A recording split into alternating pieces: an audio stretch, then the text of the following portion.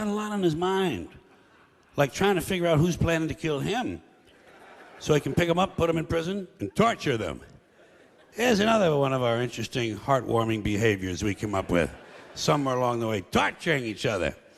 You want to hear a really cool torture that the Romans invented? They also used it as a form of capital punishment. It's really creative.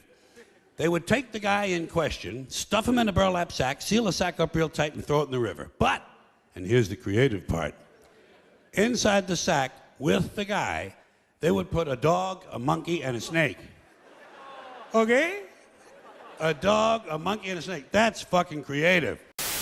Those hopeless romantics who are so full of love they can't help getting a little of it on you. Usually on your leg. You take all these heavy-breathing fun seekers and you stick them in Wyoming. And you let them suck, fuck, and fondle.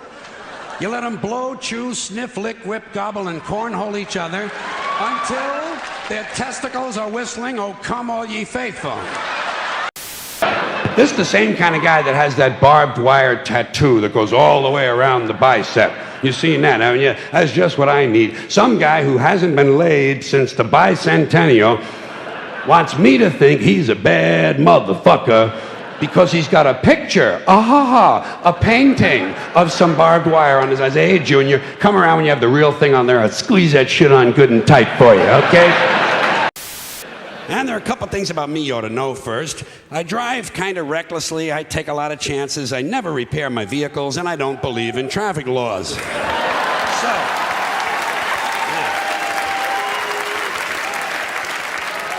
So I tend to have quite a high number of traffic accidents.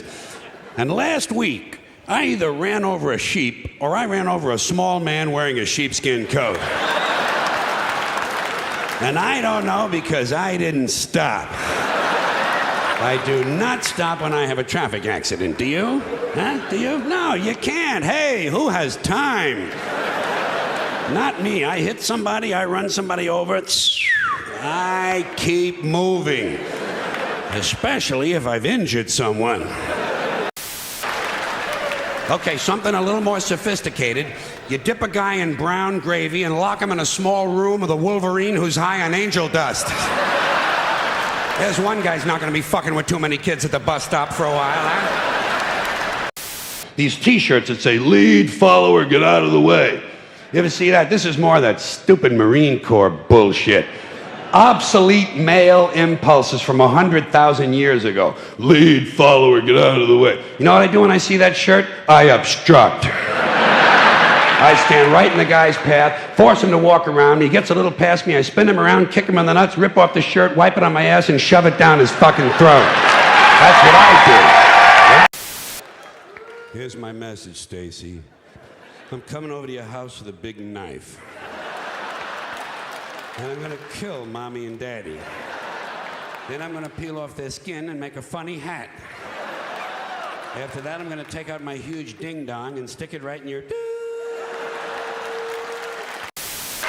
And what can we do to silence these Christian athletes who thank Jesus whenever they win, never mention his name when they lose? Not a word. You never hear him say, "Jesus made me drop the ball. The good Lord tripped me up behind the line of scrimmage." According to these guys, Jesus is undefeated. Meanwhile, these assholes are in last place. Must be another one of those miracles. These self-important techno dicks who walk around with these hands-free telephone headsets and earpieces. Mr. Self-Important doesn't want to be too far from the phone in case Henry Kissinger calls. He's got the Dalai Lama on line 2. I say, "Hey, spaceman, as long as your hands are free, reach over here and fondle my balls, would you please?" It's the quiet ones you gotta watch. This sounds to me like a very dangerous assumption. I will bet you anything that while you're watching a quiet one, a noisy one will fucking kill you. Suppose you're in a bar and one guy's sitting over on the side reading a book, not bothering anybody. Another guy standing up at the front with a machete, banging it on the bar, saying, "I'll kill the next motherfucker who comes in here." Who are you gonna watch? You know where you can stick it. Well, why do we always assume everyone knows where they can stick it? Suppose you don't know. Suppose you're a new guy. You have absolutely no idea where to stick it. I think there ought to be a government booklet entitled Where to Stick It. Now that I think of it, I believe there is a government booklet like that.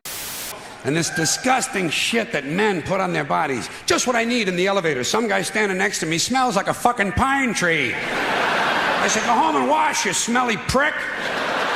You smell like the urinal in a Portuguese cat house.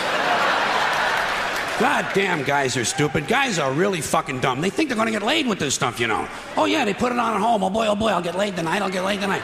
You don't get laid with green shit that comes out of a bottle, okay? The earrings, the thing with the earrings, it's over. It's been over for a long time. Doesn't mean anything anymore. It was supposed to piss off the squares. The squares are wearing them now. Aren't we about due to start bombing some small country that only has a marginally effective air force? Seems to me like we're a couple of weeks overdue to drop high explosives on helpless civilians. People who have no argument with us whatsoever. I think we ought to be out there doing what we do best, gang, making big holes in other people's countries. I hate to be repetitious, but God, we are a warlike lot, you know? We can't stand not to be fucking with somebody. What about the divine plan? Remember that? The divine plan. Long time ago, God made a divine plan. Gave it a lot of thought, decided it was a good plan, put it into practice. And for billions and billions of years, the divine plan has been doing just fine. Now you come along and pray for something. Well, suppose the thing you want isn't in God's divine plan. What do you want him to do? Change his plan? Just for you? Doesn't it seem a little arrogant? It's a divine plan. What's the use of being God if every rundown schmuck with a $2 prayer book can come along and fuck up your plan? At some point, some person said to himself, gee, I sure would like to set those people on fire over there, but I'm way too far away to get the job done.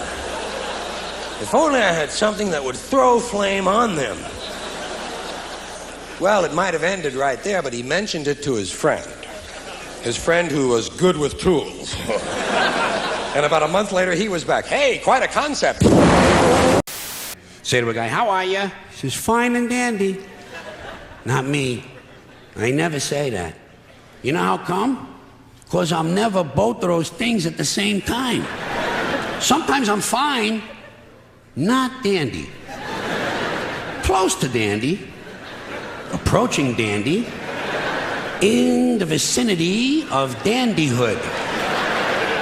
Not quite fully dandy. Other times, I am indeed highly dandy.